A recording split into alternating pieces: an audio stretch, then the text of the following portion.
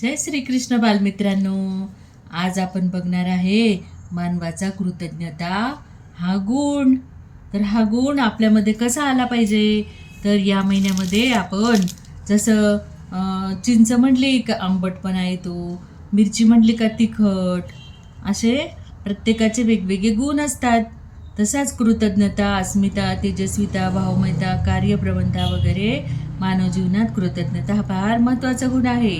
केलेले प्रेम आणि केलेल्या उपकाराचे स्मरण ठेवणे याचे नाव कृतज्ञता.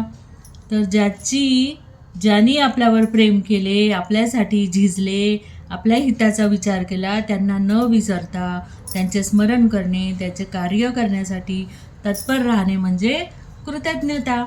तर अशीच एक छोटीशी गोष्ट आहे की एक मनुष्य युद्धात पकडलेला कैदी तुरुंगातून पळून जातो. सैनिक मागे लागतात, धावत धावत तो जंगलात जातो आणि जंगलात जातो तर पुढे एक वाघ असतो आणि पाठीमागे सैनिक पकडणारे असतात. म्हणजे पुढे पण गेला तर सिंह खाईल आणि पाठीमागे गेला तर सैनिक पकडेल. पण त्या सिंहाच्या पायामध्ये एक काटा घुसलेला असतो. म्हणून हा मनुष्य विचार काय करतो की मागे नाहीतरी सैनिक मला पकडणार आहे, त्यापेक्षा मी या सिंहाला मदत करतो. जाता जाता एक काम का होईना मी चांगलं करून जातो. म्हणून तो त्या सिंहाजवळ जातो, त्याच्या अंगावरून मायेने हात फिरवतो प्रेमाने आणि त्याच्या पायातला काटा काढतो आणि मग ते सैनिक धावत येतात आणि मग दुसऱ्या दिवशी त्याला शिक्षा ठरवण्यात येते की त्याला भुकेल्या सिंहाच्या पुढे सोडण्यात येतं आणि योगायोगाने तो सिंह त्याच्यावर सोडण्यात येतो आणि तो ओळखतो त्याला बघितल्यानंतर आणि तो त्याला चावत नाही, त्याला खात नाही, तर तो त्याच्या पाया पडतो. आणि मग हे सगळ्या बघतात तेव्हा त्यांना असं वाटतं हे का बरं असं झालं.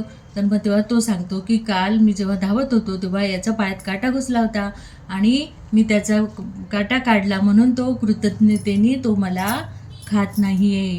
म्हणजे बघा, प्राण्याला सुद्धा कृतज्ञ असते, मग मानवाला किती असायला पाहिजे. पण आज आपलं कसं झालं आहे माहिती आहे का, की जशी 50 मजली बिल्डिंग असते आणि एक मनुष्य बिल्डिंगमध्ये म्हणजे त्या लिफ्टनी जात असतो, पण 25व्या मजल्यावरच ती लिफ्ट बंद पडते आणि मग तो 25 जिने चढून वर जातो, पण त्याला नंतर आठवण येते की अरे माझ्या घराची चावी तर गाडीतच राहिली आहे. तसंच आज आपलं झालेलं आहे.